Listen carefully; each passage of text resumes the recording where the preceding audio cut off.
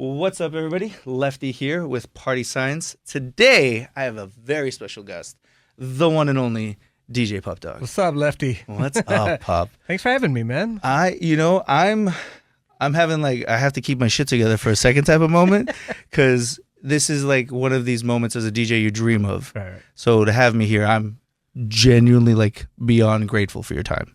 So thank you. No worries, man. So I have a ton of questions. Yep. But I love business, and you were slightly off camera telling me a little bit about how, radio's a business, and I don't even sit here and think about it like that. And I would assume there's quite a few people who just think of radio as like, that's just what we have. They're always going to play music. It doesn't really matter. So, how does it go down? How does this whole thing work? How do we play songs? Play songs, run as a business, wherever. Okay. How long is this podcast? No. There's a lot, bro. There's so much that goes into it. And I think a lot of people just aren't educated when it comes to knowing. Because, again, like you said, it's just a box and music comes out of it. People don't think about how it comes out until you really get behind it. I always get on social media when people are like, yo, why do you play the same thing over and over again? I'm like, hey, if you want to do radio, I will sit down with you and teach you about why we do what we do. But if you're just going to sit there and complain, I'm not going to waste my time on it, right? But there's a reason why we do what we do. One, it's iHeart. It's the Celtics of Boston when it comes to radio, right? We are the NBA, iHeart and radio. We're the biggest commercial station, one of the biggest companies in the world, and they drive off of sales, off of advertising. The stuff. How does it feel to work for iHeart, bro? I've been 25 years, man. Is it still surreal, walking through these halls? As I was walking up here, I was like, holy shit, I'm at iHeart. Every day, bro. I don't not wake up every day going, I love what I do, and look at my studio, bro. This, during the pandemic, they were like, oh, you can work from home. I did it one day. I tried. And I was like, no vibe. Yeah, understandable, bro. Understandable. So with iHeart, just again, if I was a ball player, this is like me coming to the NBA, being part of your favorite team, being, like that. So, again, the radio drives how they make money, how this building and how this $20 million in Boston company stays afloat is by advertising. The stuff we all hate, advertising dollars, right? The stuff in the middle, but that's how TV works. That's how radio works. Right. But in order to do that, you got to keep your ratings up, right? Now, radio people a lot of people don't think about it, but you're only listening for 20 minutes at a time. Right. You're going from home to work, from there to the grocery store.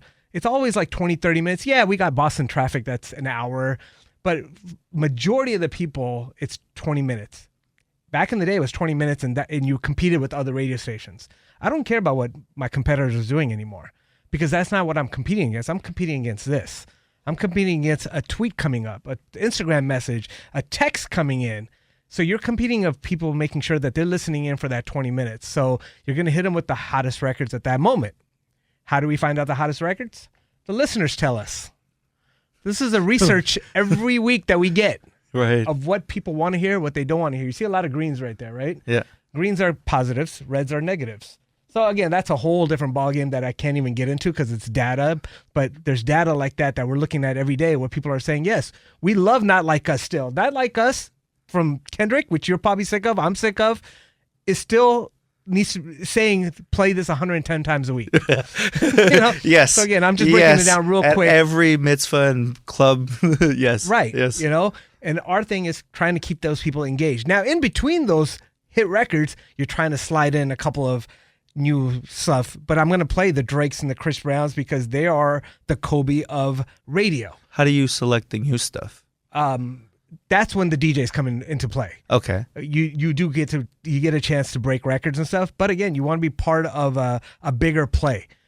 When the labels go after a record, they press play. They have employees in every market that goes, hey, Lefty, we got this artist, Lefty. Say you're the artist, right?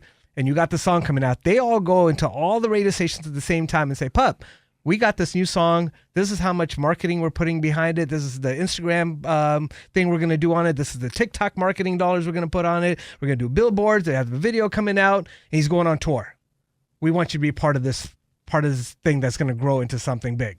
Just like any pharmaceutical company. Do you have any friends that are doctors? Not in the sense of sales, no. Okay. So, doctors, they have 5 different people that are bringing Advils to them, different kind of Advils. Please use our Advil. You know what I mean? So it's the same thing. It's just pressing play at the same time. So they're giving you the whole marketing strategy that they're building behind the artist, and you're deciding whether it makes sense to link up at that point on the with that artist. Because you're gonna grow this. You're gonna be part of something that's gonna grow together. Right. Long term is what they're really yes. showing you. And Okay. you know that this lefty is gonna be in front of you everywhere you turn because there's a lot of marketing dollars being placed behind it. And yeah, you believe in the record you like. You got to like the record first. You know what I mean? Right, you got to love the product, right? You can't just push anything. Yeah, right. You can't just push anything. And then, so that's a quick little pressing play at the same time and watching it grow on the charts. If I just play a record that I love, first of all, if I wanted to play this off, I wanted to hear, it'd be reggae and R&B.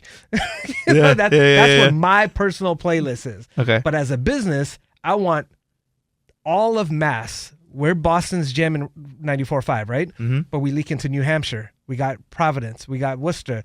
We got all these surrounding areas. You want to get the biggest audience you can in that time that people are listening. Right, the pockets of the day that you got them, yeah. And during the day, that's why the scheduling on the jamming, throughout the day is different. In the morning show, it's very tight. You're going to hear very familiar songs because people are going to school and people are going to work. The kids are waking up. Is that your biggest audience time? I would assume that's when you really got to hard sell the songs, and the retention is earlier in the day because that's when people are really in their early day, like in the morning when they're going to work, and then when they're going home. Well, that's people that spend money. Yes. Okay. All right. You want them to stay for the commercials. Yes. So who's spending money? People that are working. Right. Yeah. So you want to keep them engaged as long as possible with a great morning show like Ashley and the Gem Morning Show is very engaging, young. They know what they're talking about.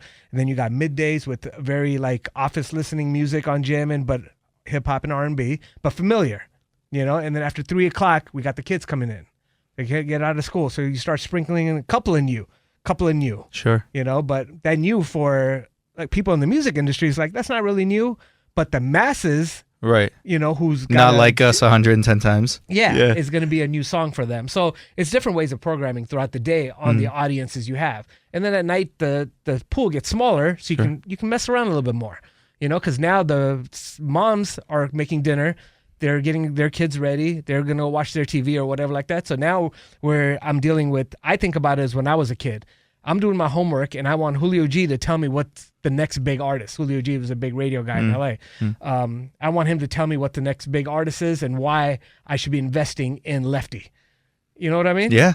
So we started opening it up a little bit. We do more mix shows where in the mixes we're playing a little bit more records, but these records all have a bigger game plan. You see what is happening. They have a social media. They're streaming 2-3 million, at a time, not 2,000. You know what I mean? Right. The idea is they're at every corner, and you're going to be able to pick up on that. And this is where we want it to grow with your assistance type of idea. Okay. And then some people are like, oh, well, you're not really breaking records because they already got 2 million views. Well, there's 8 billion people in the world. Right. Yeah. On a large scale, they have no idea. Yeah. That 2 million, if it was Boston, okay, cool. I'm not breaking a record. That's a worldwide number, that 2 million streams. And you're competing with so many millions. Yes. On a second basis. Yes. Yeah. So then, let me understand this then. When it comes to ad revenue and building that here, how does someone get an ad with you? How does it go about, someone working with iHeart and getting some type of ad, with you? But what kind of ad are you talking about? To talk about your podcast, talk about sales of your grocery store or something like that? So I would say what the average ad would be during daytime. I hear a lot of lawyer stuff when I'm listening, and stuff like that. Or wholesale spit. Right. They go through the sales department. Okay. That's not even, I don't even touch that. Okay. Yeah. So they're going through the clients that are coming in that are requesting it, and then they're basing it on what they're requesting. Yeah. On where they're going to fit them in terms of time slots. Yeah, exactly. Okay. Yeah. Okay. And then obviously we have, if it doesn't fit our brand, then we have we can't, it doesn't, we have the rock station. We have the top 40 station. We have, so it also has to kind of fit the brand too at the same time. But yeah, we have a whole sales department that focuses on that, Right. They're not when people contact me I want to do some commercials. Cool. Talk to my guy Johnny B. I'll connect you guys, but that's a whole different department. Just like if someone said, "How do I get a song played on the radio?" Hey, we'll set you up with Pub Dog.